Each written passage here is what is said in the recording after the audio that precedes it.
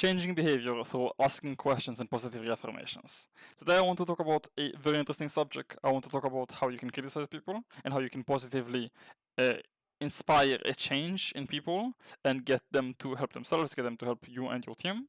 And you're doing it in a very positive way that essentially makes them thankful for the insights, for the approaches, for the behaviors that you're ingraining in them, and not doing it in a way that creates an anti inside them and they feel like they're being attacked or like you're passive aggressive to them and all of these things. Then therefore it creates like a way better atmosphere in the team and inspires a improvement atmosphere. Which is of course beneficial to everyone in team sports, but also in work environments. So again, this is transferable to other subjects and fields. Just be creative with it. Alright, so how not to do it, how not to criticize, how not to change your behavior. Don't use the don't do it approach. So that's an approach that is very common. A lot of people have used it, are using it, and I've previously used it as well, until I understood that it is not good. Why? Because the obvious parts, so let's say for example, the obvious parts of don't be late to prac, don't lose 5v3s, don't trash com, maybe trash coming is a bit different. They're already obvious, meaning if the person doesn't understand that, or doesn't implement that, saying don't do it won't really change much, okay? Unless you're adding shame to it, which is an concept that I will talk about later. So that's that, and then if it is not obvious that you shouldn't do it, then saying don't do it wouldn't be beneficial. What do I mean by that? Okay, let's talk about a situation where a person is pushing the smoke, okay, which is like a bit more intelligence taking than 5v3 and being late to park. If he doesn't know that he shouldn't push the smoke, saying don't push the smoke will not help, okay? Because he doesn't understand that he shouldn't push the smoke. So he will just confuse the fuck out of him and only create more mistakes in the future, most likely, because he was confused by what he needs to do and what he shouldn't do. What do you do instead? Right, this is the approach of asking questions and then positively reaffirming after the behavior is changed, or essentially just positively reaffirming the behavior you want seen. Alright, so everything is done in private, except for when you want to talk to the entire team. Right, but let's talk about changing like a specific individual person's behavior. You go in private, you pull up the VOD, you go into the situation. Okay, let's talk, for example, Haven. You're defending, you're playing Sova on A long. You're solo, okay? What is your job? Getting information, right? You're not gonna try to anchor A site as solo Sova. You're not going to try to get kills on A long, right? Let's say they smoked him on bricks. Your Sova went into the smoke, pushed out, tried to get kills and died. Okay. Again, if he's smart enough, like everything else, it has to be tailored to a specific person. Each person is different. You have to understand the reasoning behind why he made the mistake. That's why asking questions is extremely important. If he pushed out the smoke because he wanted kills, then explaining to him why he shouldn't push the smoke is useless, because he already knows, okay? Some people make mistake even though they know it's a mistake, like pushing for kills generally, like the same thing on like closing 5v3s. Okay, but if he doesn't know that he shouldn't push the smoke, then again, like saying don't do it is useless. What do you do instead? You ask him, yo, what is your job in this situation? Okay, and then he starts thinking, like, actually probably my job is just to get information. If my job is to get information, then my job is not to go into the smoke and push out and try to get kills, right? And then doing it correctly with conceptualizing it to him. Okay, not saying like in this specific situation, on this map, on this situation, like you shouldn't push the smoke. No, when you are solo, you play safer, and the group will fight. Okay, for example, again, like putting rules on a game like Valorant is harder because there's a lot of variables in different situations, and you need to just actively think in each one of them. But again, it will be easier for the person to digest, and works better by just conceptualizing it of like when I'm solo, I play for information. Okay, like in this specific, oh, not in this specific situation. Sorry, like when I'm solo, I play for information. Alright, beautiful. So when you go into the park the next day, and then you see that he's playing for information, let's say for example even he got smoked and he had a chance to push out but he didn't, positively reaffirm that. Whether it be like inside the game if you saw it, like after the round, or whether it be after the game, either in the VOD or just privately. Yo, by the way, I saw that you had a chance to push the smoke but you didn't, good job man. Okay, like again talking about a situation where he doesn't understand. Okay, so like positively reaffirming that. Why is that so good? Because first of all, you're complementing something specific, and complementing something specific is extremely powerful, okay, in everything. So that's why I previously said, like multiple times, always more beneficial to complement the Kaio for the flesh rather than the jet for the kills. Okay? If the flesh wander around, you want to always find what wander around and complement it, because when you're complementing it, and essentially that means that you're positively reaffirming that, then you're creating more of it. You will want to do more of it, more flashes, more rounds won. Okay, it's also good to complement the jet and needs to be done just to both together. So that's that. And why is it good for him why is it good to do it this way? Because first of all, he's happy. He understands that when he changed his behavior and you noticed it and you complimented it, he feels seen, he feels heard. Okay, he feels like you see his improvement and that you actually care. And again, like, you have relationships with each one of your players, so it's important to see them, to hear them, to listen to them.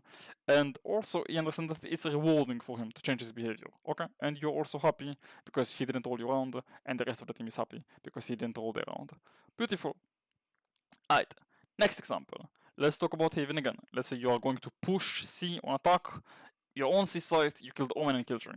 You killed Omen and Killjoy, meaning that it's 5v3 and you won the round, right? It is genuinely unlosable. The only way you're going to lose 5v3 in that situation is by pushing CT and dying, or taking solo fights and dying. Okay? So, another approach I really like to use is the how do we lose from here approach, sorry. What do I mean by that? Get everyone on the VOD. Play the round.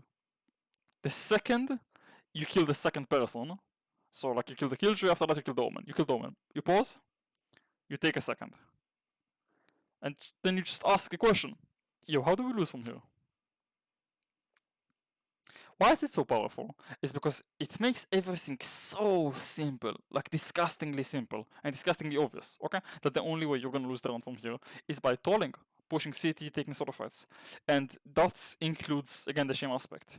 Like, what are we stupid that we're losing 5v3s? Or what am I stupid that I'm pushing 5v3? Like, essentially creating a positive shame that makes you understand, okay, I should not be doing that.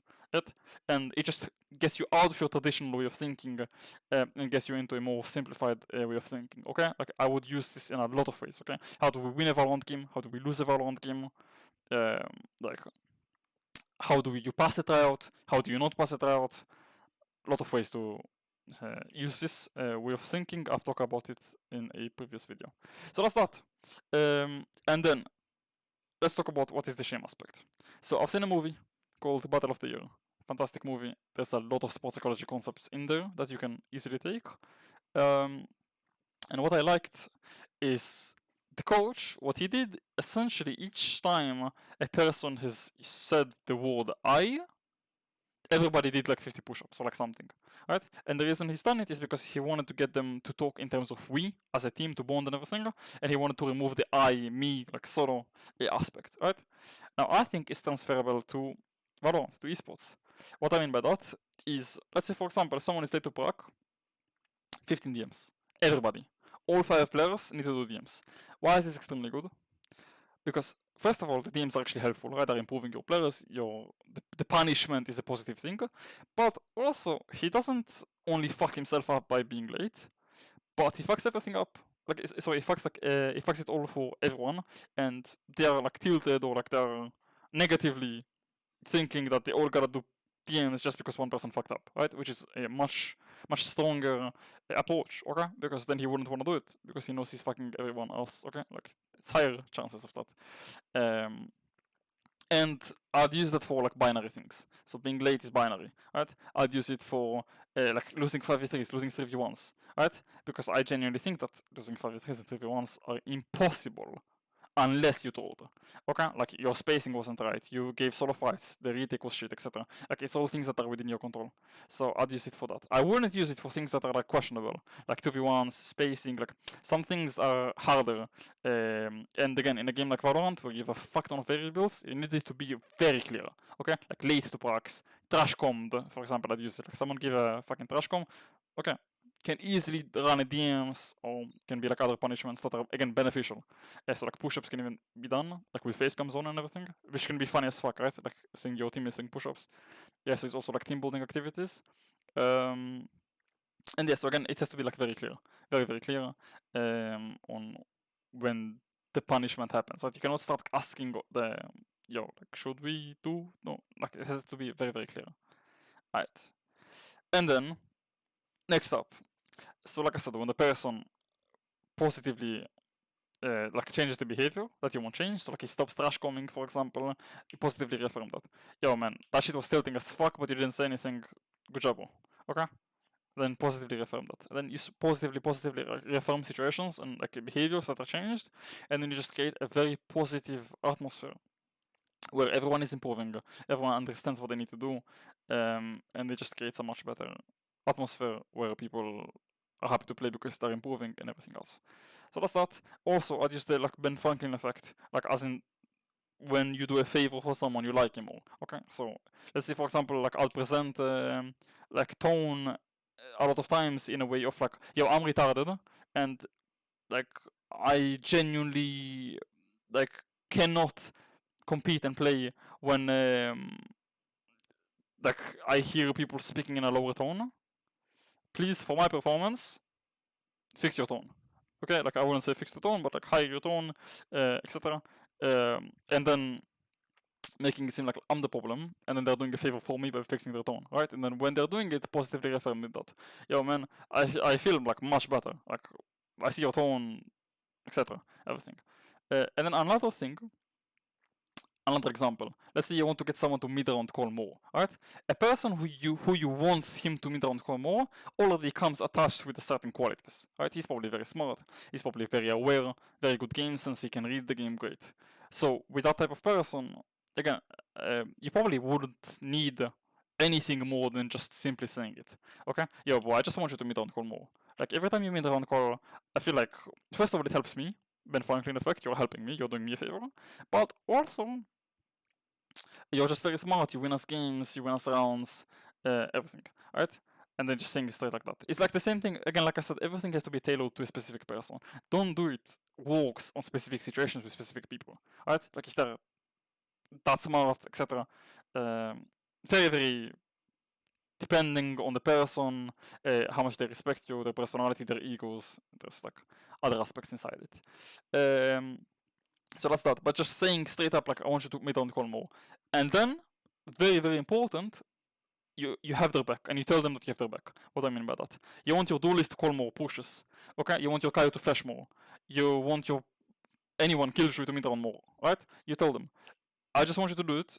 And don't worry, if it fucks up, if it goes wrong, I'll have your back. Okay, I'll take responsibility. I say I told you to do it, right? And of course, like you don't tell this to him, but if someone starts questioning him, like why the fuck are you calling here, or like why are you doing this so much? No, I told him to do it. Like you take the responsibility, and essentially you're taking the blame for it, which is a very very strong trait as a leader and very strong behavior you can do. Because then he feels safe to make a mistake. Okay, he feels safe, and that's how he's improving. Like he's improving by making mistakes and trying new things, etc.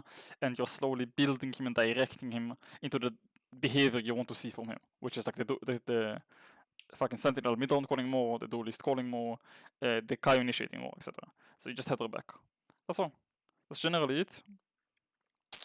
I do want to add that everything you're doing has to be done with the right tone, the right energy, because again, we are in esports, we are not in person. In person, we have three forms of communication, which are our words that we speak, the tone that we use, but we have facial expressions and body language. In esports, we do not have facial expressions and body language, meaning everything is being like transferred, delivered through your voice and the words that you speak and the tone.